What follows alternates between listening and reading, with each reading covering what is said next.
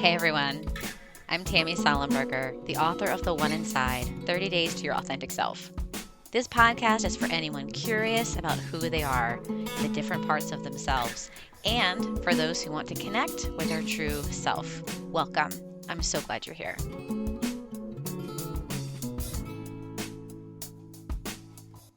I am super excited today to talk to my two new friends.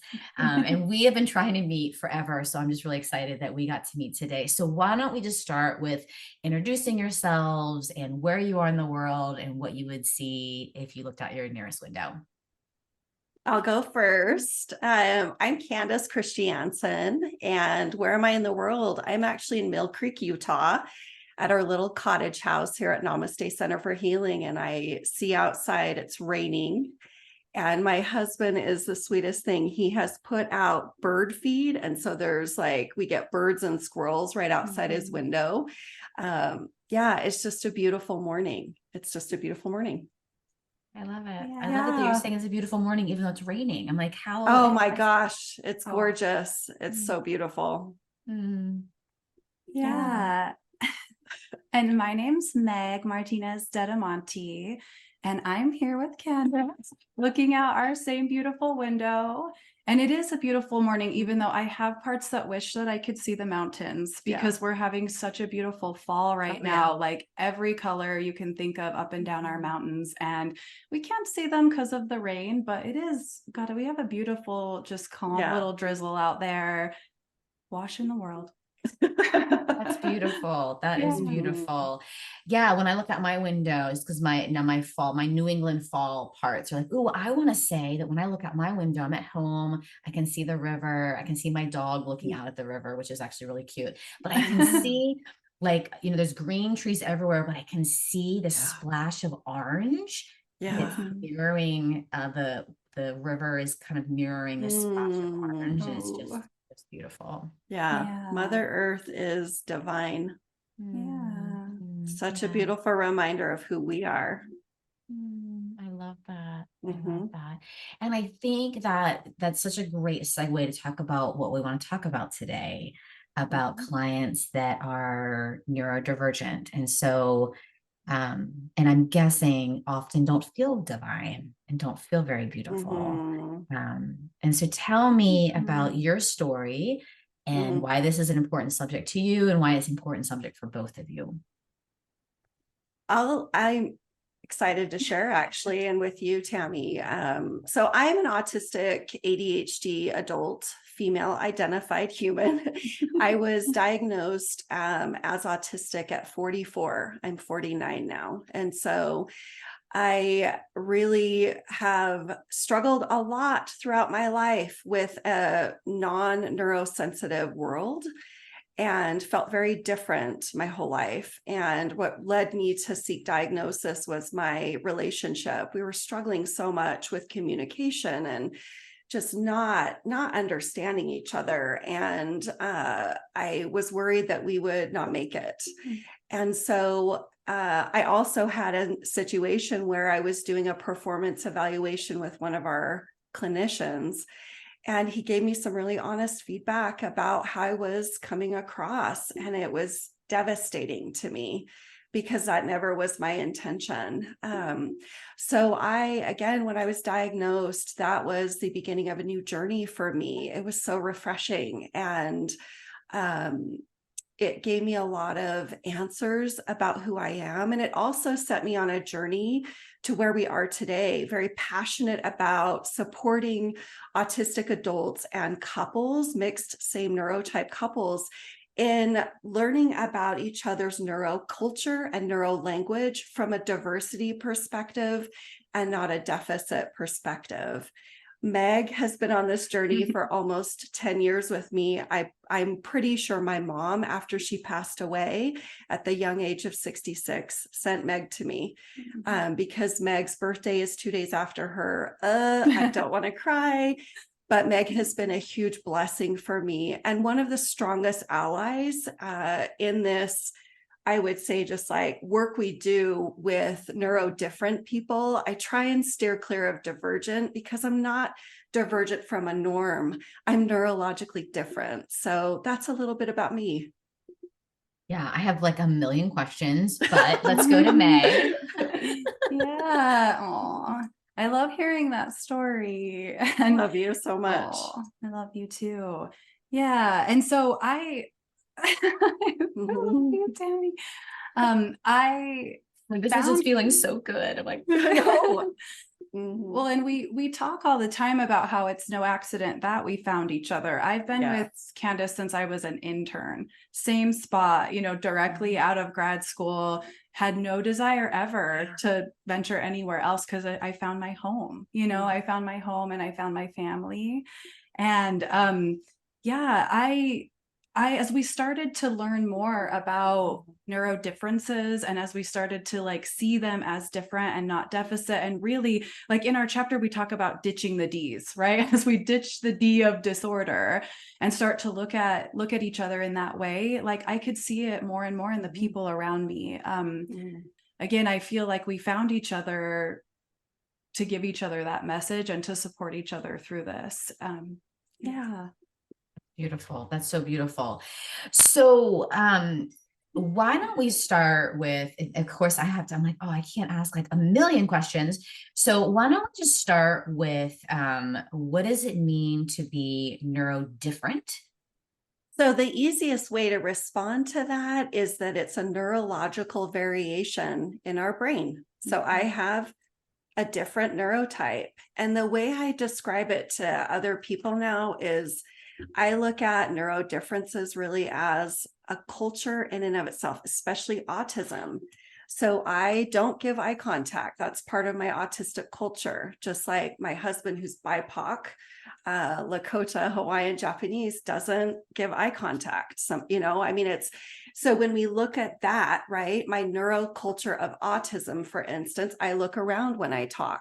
That feels very comforting and comfortable to my internal system and my hardware, my autonomic nervous system. And so that really is the way that we view neurodifferences. And a lot of folks in the neurodiversity will say that too. It's a neurological difference. We're not pathologizing it as a disorder because it's not a disorder. It's about the brain and the way that the brain functions and the way that our autonomic nervous system functions. Yeah, you shared that. So I didn't say this, but you both wrote a chapter in the Altogether Us book. I'm like, I forgot to say that part. So you guys wrote a chapter in the Altogether Us book, which is how we ended up meeting. And so one of the things that you share in the chapter is that you had a therapist that said, sort of these, and tell me, you would probably use a different word, but I'm going to use sort of I'm going to use the word symptoms, sort of this list of symptoms that were kind of here's the problems that I'm having. Here's my list of symptoms. And she was saying, well, that's because of trauma. And you were saying, well, no, you kind of know that's because I'm autistic. But I mean, I'm thinking like you were 44 when you were diagnosed. My guess is you have these list of symptoms, which I'm putting in quotes, for a really long time that were Correct. That were called symptoms or disordered. Sure. Yeah. And so we call them traits. Them traits. And by the time an autistic person who's an adult walks into a clinician's office and says, I'm autistic, whether they're officially diagnosed or not, we have rabbit holed the crap out of autism. Truly, we have read everything, we've researched everything. And so I had an official diagnosis. I had rabbit holed. I knew. I took the online quizzes, but I also was diagnosed, and I didn't actually bring her my symptoms. I was there for trauma, childhood trauma, and some other life trauma. And she's a lovely IFS clinician, just was uneducated. And so that was really a turning point for me with IFS, where I was like, okay, we've got to make some changes. And then we had seen it also with every conference we were attending, where these are well-intended, beautiful IFS clinicians who were misstepping in terms of what they were speaking of regarding neurodifferent humans. And so I was passionate at that point about, we got to do something about this, because I know that IFS clinicians aren't intending for this, but it's causing harm. It's causing harm. I felt harmed by that. And I know she didn't intend for that. But that actually was a motivator, I will say, for this chapter in our approach. Yeah. Yeah. Can you speak to, and then we're going to get to the 4 goals, but of course my part's like, I have to ask all my questions. Can you speak to a little bit about those missteps that you were noticing or you were experiencing? Do you want to say anything? Yeah, I was actually thinking as you were talking that these experiences is where we, just between the two of us, started using the language of hardware and software and software virus even, because the missteps that were occurring when hardware is completely dismissed or not even acknowledged, then a trauma therapist or an IFS therapist might come into it thinking, okay, well, this is your software parts, right? And here's the software virus, the burden. And so they move toward it in that way, which when it is trauma is beautiful. And the model that we have been, so attracted to in many ways. And however, though, when someone's hardware is addressed that way, and then there's not shifts or changes that would occur if you were doing like trauma therapy or the IFS healing steps, then the person like unintentionally feels, well, my software virus isn't being helped. So what's wrong with me? You know what I mean? What's wrong with me? Nothing's shifting, changing. This isn't working. And I mean, from a therapist perspective, it might feel like, okay, I don't know what's going on here, right? And we saw so many times an escalation in other diagnoses like antisocial personality disorder, narcissistic personality disorder, things that are like borderline, things that are pretty severe diagnoses to have on somebody's like record, if you will, as they like kind of move through their healing journey. And we would get folks that we would be like, whoa, this isn't an individual with antisocial, this isn't a sociopath.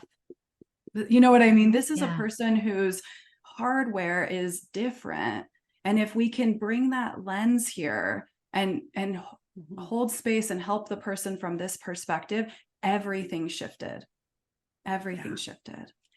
So we're not talking about autistic parts. We're not talking about ADH. We have ditched the D, but ADH parts or obsessive compulsive parts necessarily. We're talking about hardware. We're talking about what's going on in the system. And some folks may agree with that or disagree. We also know that for autism specifically, and I see this with attention deficit folks as well, that our autonomic nervous system is in sympathetic most of the time. So we're running on a low level of anxiety all the time. We're incredibly sensory sensitive to our environment. The world feels like an airport, a constant airport. It's too loud. It's too bright. There's too much going on. And second to that is that we're very sensitive to everyone's energy. So if you imagine a child that goes to school and is picking up everyone's energy, and above them are fluorescent lights and it's really loud, right?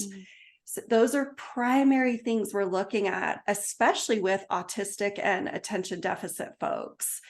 And again, these are parts. This is not parts of me that, right? This is my makeup, my hardware. And so those were the missteps, right? Where I saw that at the IFS training. Unintended, where I was finding myself educating, like, no, this is how I'm identifying. This is my hardware. These aren't parts of me. And it ends up being feeling like a microaggression. It's not, again, intended, but when it's constant, right, then it does get pretty painful especially in a therapeutic setting. Yeah. So we were talking a second ago about setting. And so a training would be a great place where the setting, the external setting, and like the kids' classroom, there's a setting there. So you would be in the training and there'd be setting with chairs a certain way, or people sitting a certain way, and noise a certain way, or microphones a certain way, or lights a certain way. And then if you were to say, this is uncomfortable, or can we change, here's some adjustments that would be really helpful for me, that was taken like, okay, well, those are your parts, and you need to work on your parts. We were online for my training, which was challenging, right? It was challenging. So it wasn't in the setting. Actually, we have a colleague that went to the live IFS training, which was beautiful and very small and just lovely, right? And I thought I envied that. I really did, because I thought I actually probably would have thrived in that area, at that arena, right? That setting. So yeah, I think what we're talking about too, not just for me, but our clients, is soft lighting. The minute I work with 100% neurodifferent adults, whether it's environmental neurodifference of PTSD or addiction that's changed their brain, or biological, like we're talking about. So they come into my office. We have dimmer switches on all of the lights in our little cottage house. I have lights that change color if they want blue in my office. I ask if they want a weighted blanket. I have stim toys. My favorite is this little spiky ring. I have those for them to take. I have water for them so that their parasympathetic, right, is just, they're getting that flow and that calm sensation. We start there. We start with setting. We talk about this in psychedelic assisted therapy, the set and the setting. We have to talk about it with our highly traumatized and neurodifferent adults, because that's very similar. Autism equals vulnerability. So when you have an autistic client enter your office, we want to create a setting of safety first and foremost, because they're not going to drop in. They're not going to explore with you. I'll speak for me. I won't if I don't feel safe in this setting. But I'm also speaking for the many autistic clients that we work with, who we know that that's foundational. And then learning style is so crucial, because IFS is so beautiful about go inside and can you get a sense of your body? Well, a lot of us can't feel into our body because of the trauma, or we live up in our head because it's so scary to be in our body. And so the weight of the blanket helps for sure, but we might need other types of learning, visual aids, music, to start to connect with our parts that's different from the standard model. So setting and learning as part of the setting is crucial for our neurotype. I love it. So that brings us, and so I know we're already talking about it, but it brings us to goal 1. So you talk about, this is the second part of your chapter. Your chapter is full of information. I was like, this is a great chapter that's not heavy, but like a dense with content, like such great content in your chapter, which I really appreciated. So this is more of the second part of your chapter. So I encourage people, obviously, to get the book, but really check out this chapter, because we're not going to be able to do this justice today. I think maybe I'm saying that to my parts that are just sort of like, want to make sure you cover everything. So the first goal is using curiosity with neurodifferent clients around their sensory, learning, and internal system needs. I think we've been talking about that, but what else do you want to say about that, about using our own curiosity? I'll just say one more thing. And if you want to add, this brilliant woman next to me, mirroring the language that our clients use. So identity first, I use identity first language. I'm autistic. That's how I identify. I don't have autism. If I said I have autism, that's person first language, right? Now, I do have clients though that will say I have autism, and I'm not going to challenge that language because I use identity first language. I'm going to speak the language. Okay. And I stay very curious about that. You know, how does that feel in your, you know, when you acknowledge that, how does that feel in your body? I say that a lot. The second thing is, when I hear functioning labels, I'm high functioning, or, you know, so I hear that quite a bit. I'm high functioning autistic. And so I'm very curious about that with the client. Okay, tell me more about what that means for you, because oftentimes someone outside of us has told us that you're high functioning or you have mild autism, right? And so we take away the functioning labels just as clinicians, because they can cause harm. Tammy, I look quite functional, right? And I can have a meltdown that's so severe that I will need my weighted stuffed unicorn named Sparkles, and I will need a weighted blanket, and I will need my earbuds. And Chris, my partner, will need to like help me snuggle into the dark for hours. But I look functional here. Okay. The challenge with that though is if people don't know what I just shared about, hey, if I have a meltdown, it could last for hours, that I'm not getting the support that I need. So we take out the functional labels. I am autistic. I'm not high, medium, low, mild. I just am. And that's a neurotype, and that's okay. And I have specific support needs. So we're very curious with our clients when they come in with those labels, just being really curious. What does that mean for you? Right. And sometimes after we explore that, they'll say, yeah, that doesn't work for me. That doesn't work for me. I don't want that label. Right. And sometimes they'll say, I don't want the label of autism. Okay, we can absolutely work with what support you need without taking on a label. You get to choose. So that's really the goal of number one, is that setting, create safety for the mindset. And then also us being really curious around learning style. And then also being really curious about the words they use and the language. This is a neuroculture. I want to learn about you and your neuroculture and your neuro language. Yeah, and Neuroculture. Go ahead, Meg. Yeah. Sorry. Yeah, no, you're fine. I'll just add that this is where we think that IFS just dovetails so beautifully, you know, with that foundation of curiosity and the multiplicity of noticing.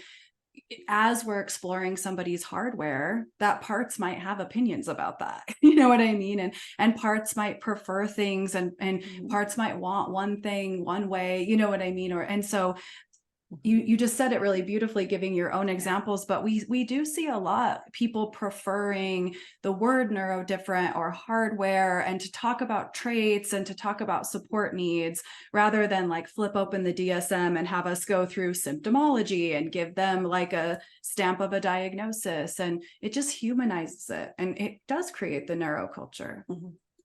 Yeah. Instead of disorder, in the language realm, disorder that needs to be healed or fixed or changed, I'm open and curious about my culture, and then I'm open and curious about your culture. Yes. I love that. Before I forget, and I feel like this is like probably such a stupid question, which I think I say that every podcast I say something is a stupid question, but what if we backed way up? And because I have a couple of clients that through the years have said, I think I'm autistic. Like, I think I have some traits of autism, and they, you know, sometimes, and I'm like, I don't know, like, and then, you know, do you go get, and they don't, you know, I don't think they don't go get, you know, psychological testing. They just sort of live with something doesn't feel right? Like there's a mixture of depression, there's a mixture of anxiety, you know, maybe there's a little PTSD thrown in there, a little bit of issues with learning thrown in there. We've got ADHD, or you call it ADD, because we take out the word disorder, which I loved that. So yeah, so I guess I'm just curious about that, about, you know, what, as a clinician, what if I have someone that's saying, you know, I think I might have autism, or at least I have these autism traits, because I can't do, like, people say, okay, you know, you need to, you know, my mom has told me, you know, I need to clean my room. I cannot do it, right? I cannot do it. And then, you know, so yeah, and I can sort of work with the software. Okay, let's work on the parts of you that have a hard time focusing and procrastinate and distract. And so I can work with those software problems, not problems, but software parts. So I guess I'm not exactly sure what my question is, but I guess my question is sort of, how do I begin to identify what might be hardware? I think that's my question. I love that. And are you feeling it? I'm feeling it, but you can. I just will say really quickly that first, to have your client feel safe enough to say that is a huge kudos to you. Second, there are no stupid questions. You're Tammy Sollenberger, so own that, girl. Yeah. Just own it. We're huge fans of you. And so also, can you be curious about what does that mean to them, right? What does that mean to you? Can you share more with me? Can you be curious with your client? Yeah, I want to learn about that. What does that mean to you when you say, I think I'm autistic? Because again, the fact that your client feels safe enough, I mean, we walk in oftentimes with masking parts that have learned from a culture. It's not, your neurotype's not okay. Yeah. So for me, walking in, I look right. I'm putting that in quotes because what's right, what's normal. There is no normal, and autism doesn't look a certain way. And so the fact that I'm coming in saying that, be curious about that, and I'll pass it to the brilliant one over here. I mean, I might just reference some brilliance as we say this, because as you were talking, Tammy, I was thinking about one of my favorite things that I actually learned through engaging with IFS is just ask. Right. And so as we're fleshing out hardware and software, first, we love the scaffolding of that language to really help our clients understand that you have hardware too. You know, that's why I have a part that's like obsessed with polyvagal theory, you know, but like to be able to have that be a foundational thing early in treatment, to talk about, okay, like as we talk about the set and the setting, we're going to acknowledge that, you know, you're coming here to address things that are going on internally, and you have hardware that may be responding to what's around you, right? So if that's just part of like our dialogue, then when things come up in a person's life, we can have them just ask, is this coming from hardware, or is there a part of you? And they'll get the answer. It's every time, awesome. Every time, even years in doing this, it's so beautiful, because they know. They'll say, this is my hardware. Yeah, this is my brain. This is my brain system. This is, and you know what, another thing. So I'll just give a plug. My colleague, Allie Dearborn, who's also an autistic brilliant clinician, and I created a free screening tool for clinicians to screen. And we created it for autistic female identified clients. However, simply because so many of the screening tools and the assessments have been made, you know, researching males, it can be used for anyone. It's like non-binary individuals as well. Again, looking at, so there is, you know, we have made things available too for clinicians, to where if you're feeling like, okay, I'm hearing this after Meg said, you know, brilliant, client goes inward, they're like, yeah, that feels like my hardware versus software. Great. And then as a clinician, if you're feeling like I need some consultation, we're here. Right? We're here. There's access to us. There's access to our screening tool, free online to download. There's guidance and support, because we also want neurosensitive, neuroaffirming, neuro-inclusive clinicians out there. We can't do it all to be able to support their clients. And oftentimes when we have clinicians that say, I don't feel skilled and I just want to refer out, I can do one consultation and I'll say, you actually have more skills than you realize, because again, compassionate, let's talk about the 8 C's with our autistic clients. If you can show up with that self energy and hold space, right? And you're able to support them in their setting and create safety. Holy cow, you're halfway there. Well, what comes up for me as you guys are talking is that it feels like a different that's how we would handle someone of a different culture. Right. Yes. Brilliant. All right. So goal 2, access self-energy to navigate a client's need for safety if microaggressions occur. Want to take that? Yeah. I mean, this weaves right into what we've been talking about, autism as a neuroculture, and really seeing it that way. And I don't want to skip ahead, but I can't help but weave the third goal into it, as well as being aware of our own individual legacy and cultural burdens that might be in place around whatever fears we might have around diagnosing autism or another neurodifference. And so kind of weaving those two together, when we are clear on what our parts are holding about this neuroculture, then we can be far more open with our clients. And our parts are so fast. Like I say that to people all the time. Even our parts are fast, right? In the chapter I discuss, because it's something I did, you know, but we discuss a story where I had a really quick therapist part that came out and wanted to name neurodifferences playing a role in something that the client was bringing to the session. And the way that part was hoping to be like let's just be honest that this is here, you know, but the way that that part was like said it with the client was a microaggression. Like the client totally just deflated. It felt like there was something wrong with them, you know, and I had to catch that and be like, whoa, that overzealous part of mine that was really excited to be able to name this actually did it in a way that was aggressive or shameful. And so let's back it up and I can own that. And let's talk about what that felt like for you and what you actually really need in this moment. Even if we are acknowledging that the like your neuroculture is coming into play here. Yeah. Yeah. I love that. If we're like, you know, again, like with the just ask, my other favorite IFS, which I don't think is like kind of explicitly given, is just what's happening right now. Like what, like just sort of what's happening right now, kind of what's happening between us, and just sort of what's happening in your system right now. Especially when I think, oh, I'm doing such a good job, like, oh, I'm so smart, and I'm, you know, I know, and I'm sort of, and I think I'm doing such a good job, and then I see my client sink or collapse, and then I'm like, ooh.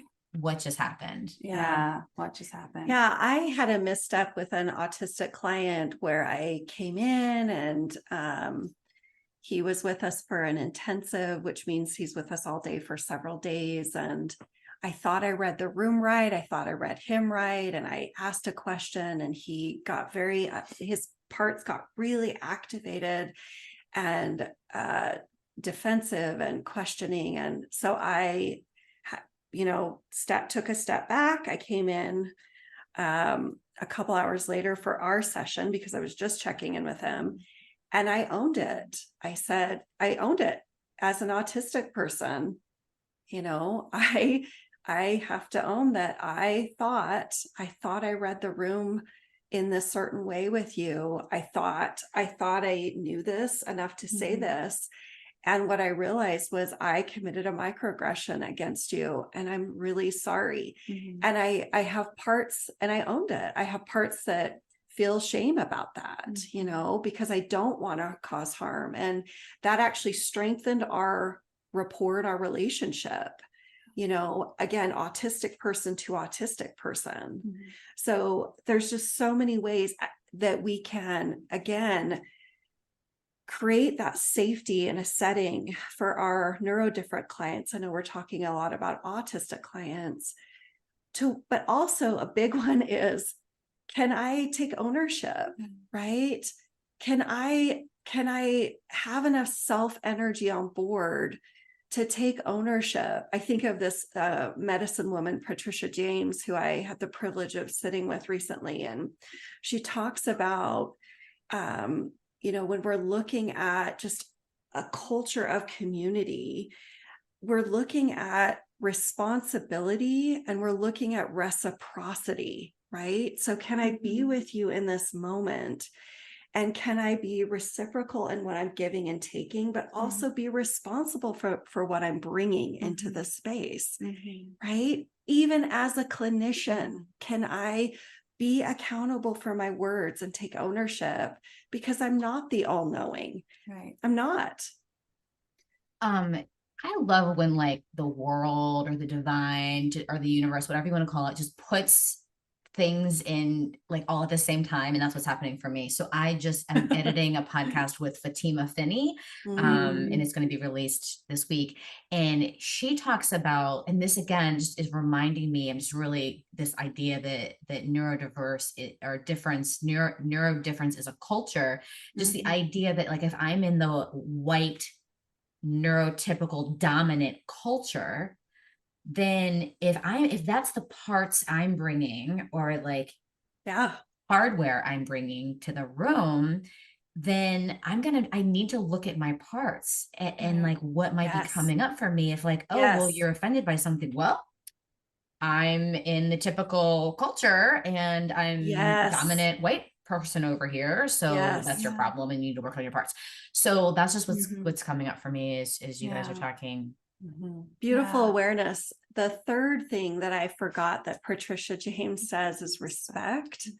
And so, right, if I'm able to be responsible and accountable for owning, okay, this is my position, I'm in a position of power, right? I'm white, I've got privilege, I'm in this position, right? It's like, that's respecting the client by me being able to say, hey, I did commit this microaggression against you. And what can I do, as Meg so beautifully said, what can I do to create safety for you going forward? Our clients, we're human. Yeah.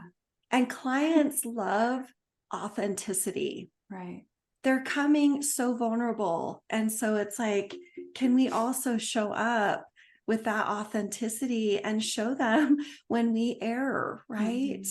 Intention doesn't equal impact. And so no matter what my intention is, if I have an impact that's caused harm, can I own that, right?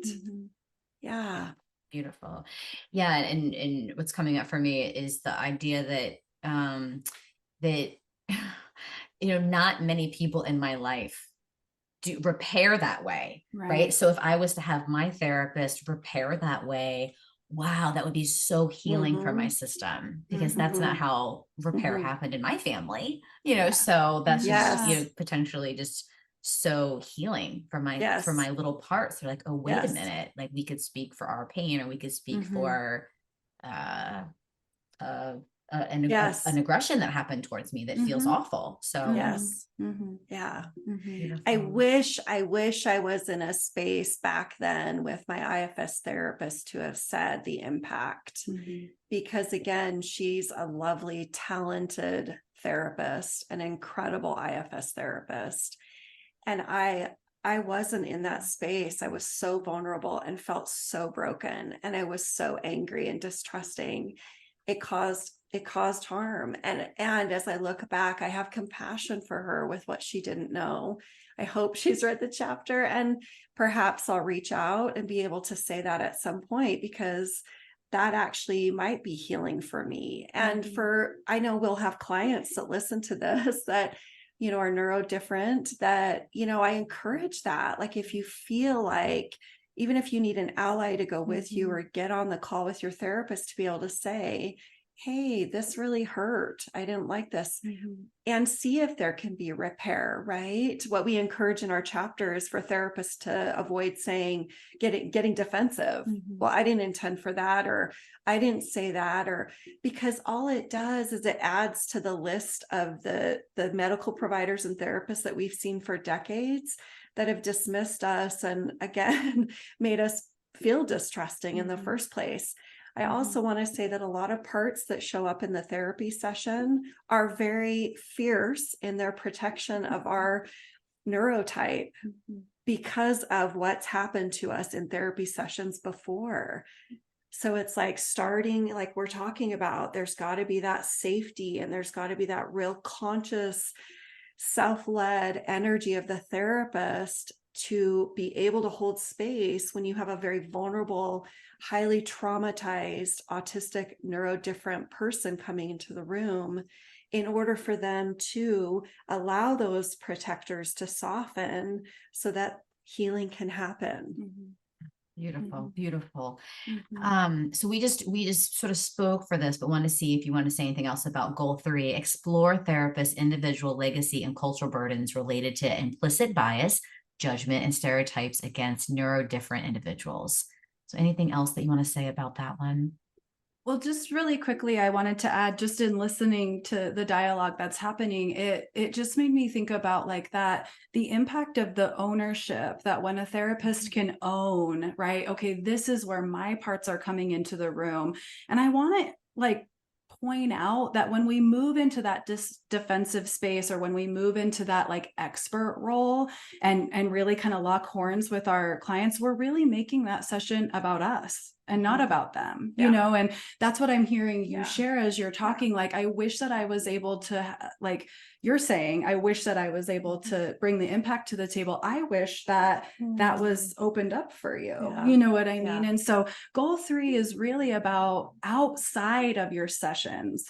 You being curious about your parts, you doing the work of what burdens might be what software viruses, if you will, kind of might be stuck in your system, so that that doesn't come into the therapy room and really make the session about you and not the client that's seeking support. Yeah. And in our chapter, we have we created a inquiry for therapists to kind of go in. It's almost like a guided meditation, because this is the work that we commit to as helping professionals, the work that we commit to doing outside of the therapy room, so that we can go in with that beautiful, lovely, self-led energy. Yeah. Yeah. Beautiful. I love it. Goal 4, which is our last goal, creatively implement IFS mapping exercises with neurodivergent clients to flesh out neurodivergent traits versus clients' parts. So I want to give credit to the inner parts cards, and I Yes. cannot think of who the creator of that is. And so I'm going to apologize to the creator, but do you know who it is, Tammy? Yeah, so I saw it in the book. So in the chapter, you guys do a great job of there's a picture of it. So so it is connected to Tom Holmes' parts work book. So there's a workbook that Tom Holmes wrote, and then he had this illustrator who I don't know the name either. I'm dropping the name, but she and Tom created these incredible cards that I also love. Actually, they're sitting right here. Yay! Not even kidding. They're right here. Yay! Star. Yes. Sharon. Her name isn't even on it. I think it's Sharon something. There's an E coming to me. I apologize to I'll find it out. sorry. Yeah, it's so funny that they're not on these cards. So you can get the cards at wingedheart.org. And you can get them on the IFS website too, but they're my favorite. I love them so much. I love them so much. So for clinicians listening, or for individuals who are neurodifferent and want to explore these cards, I learn in pictures. I see things in pictures. That's my learning style. So I have to see things in front of me. I can't just hear it, right? To learn. That's just how I process. And so we found with our approach that using those cards, it's such a beautiful way for our clients to map out on a whiteboard or even a wall in my office, these are my parts. And again, believe it or not, listeners, autistic clients are incredibly intuitive. Yeah. So we know neurotype hardware and versus parts. And I even say to my clients, hey, if these cards don't work, bring what you want. I had an autistic female identified client who brought in a tarot card deck and said, this is my hardware, this is my software, and that worked beautifully. Another one is music, for clients that aren't as visual, what music represents these parts, or tell me about your neurotype, because some clients will say, I like really loud music. Like that actually helps me emote. That helps me express my anger. So that loud auditory, understimulation, needing some overstimulation with music. And then their software, a part might get on board to be like, yeah, that's helping me express what's coming up for me, to where that noise is needed in terms of my hardware needing more stimulation. Yeah, right? I love that. I love that, because there is the family, there is the parts reaction, right? There's the hardware, and then there's the software parts reacting to it. And so that's beautiful. I love that. And really identifying both.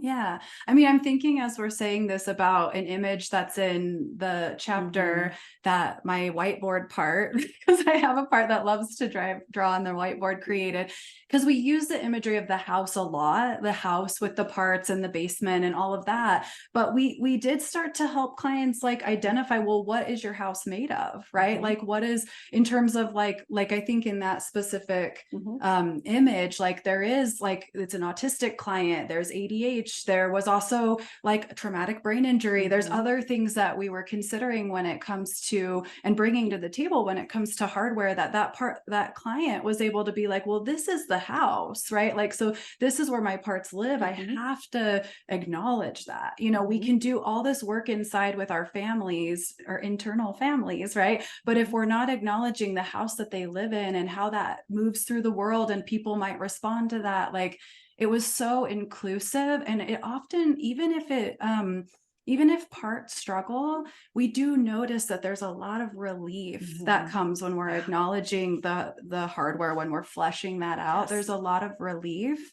And we circle back to goal one, you know, like, okay, what language are they using? What, like, labels are they comfortable with or not? You know, what do they start to feel like they can ask for as they're acknowledging this? Like, I'm also thinking about this client that came into our intensives, like he was walking into a principal's office. And, you know, as we started doing this mapping and fleshing this out, we were starting to, it was like parts of him were waiting for permission to like be him. And then he takes off his shoes and he like settles into the chair and he gets the weighted blanket and he has like the biggest fidget toy we have. And it was like, I can be myself in here because I can, you know, I can connect to my neuroculture and I don't have to have those masking parts forward, working so hard just to like be in the room. Yeah. And we'll actually have, when in mapping, clients will just naturally start to say, this is the part that takes on the label. So functional label, for instance, here's the part. There's like a scientist part that we have that a lot of clients will be like, this is the part, the scientist part that's just taken on those labels and over analyzing all of this, right? Yeah. Or like the jester joking part, sometimes even self-deprecating, that like very masks common. To very like common. be in a social environment in a way that they think they need to show up, right? They've learned, they've been taught, right? Yeah. So good. So good. I never say this, but I'm going to say it. I would love to have you guys back on. How would you feel about that? Like, I think we need to do another session and we just have to have another talk about this because I have more questions and I think there's oh yay. Absolutely. It would be an honor. Good. Can I give a shout out really quickly? I want to give a shout out to Dr. Kim Bowling and Alicio Rizzo. They were our reviewers, and the reviewers often don't get credit. And so I just really want to acknowledge them for their support along the way. Alicio specializes in obsessive compulsive, and then Dr. Bowling was great in just helping us really look at the burdens that autistic people carry. So thank you to them. And then Jenna Remersma, dear friend, I don't want to burst out crying, but her grace and her trust in me, in my direction with this chapter, and bringing Meg on, and then just the way that I wanted to speak my truth in this chapter. Thank you, Jenna. I love you so much. So thank you. Yeah. Oh my gosh, I love it. I love it. Thank you for saying that. So I want to end with the last question, and I want you both to answer if you feel comfortable. Actually, you have to answer. So if you were doing something different and it had to be something different and you could do anything in the world that you wanted to, what would you be doing different? I would be doing psychedelics with neurodifferent humans. If ketamine is legal, we do ketamine assisted psychotherapy. We have a lot of anecdotal evidence right now of just how amazing psychedelics are for neurodifferent humans. And so my husband, being Lakota, the Lakota Nation, he and I would be doing medicine retreat style with neurodifferent humans. And I also want to say with the natives, the traditional people who deserve to heal. I don't want to burst out crying, but whose land we have stolen. So that's what I would be doing. Yeah, beautiful. Yeah. And you will. We will. I think we actually will, which is awesome because we are quite the manifestors. Yeah. So, yeah. And so what I wish I would be doing, or what I would be doing, and maybe we'll manifest someday, is we would be with horses. Oh, yes. Yeah. So if I wasn't here in Salt Lake City, me and my family would have land, we would have horses. I do have a part that's still trying to like, hey, you could do equine therapy. This could be a thing, you know. Let's manifest that. Yeah, getting on a horse. Let's manifest. So Horses. what would we do? We just manifest We what would we want to do. manifest So it. this is in our future, just so you know, Tammy, this is in our future. I believe that. Yeah, Yeah. I believe that. Yeah. Well, thank you both so much. How can people find out about you? Quickest, More. easiest way is namasteadvice.com, our website. I Perfect. respond to the contact page, so please reach out to us there. We're here for you. Yeah. And you're worth Perfect. it. Everyone, you're worth You're it. so Sending worth so it. much love. Everyone, Yeah. you're worth it. I love it. Thank you both so much. Thank you, Thank you so Tammy. much. Thank you. Thanks for hanging out with us today. If you like this episode, please subscribe, rate, like, all the things. My book is available at your favorite independent bookstore or all the places books are available. You can also visit my website, tammysallenberger.com, where you can download a free meditation on getting to know your should parts. You know, there's parts of you who remind you of what you should be doing. They sound a bit critical at times. Yes, we all have them. You can follow me at IFS Tammy on Instagram and Twitter and the One Inside Facebook page. I'm so grateful for Jack Reardon, who created the new music. Jack is a graduate of Derek Scott's IFS Stepping Stone program. Thanks, Jack, for getting me. And to you, thanks for listening.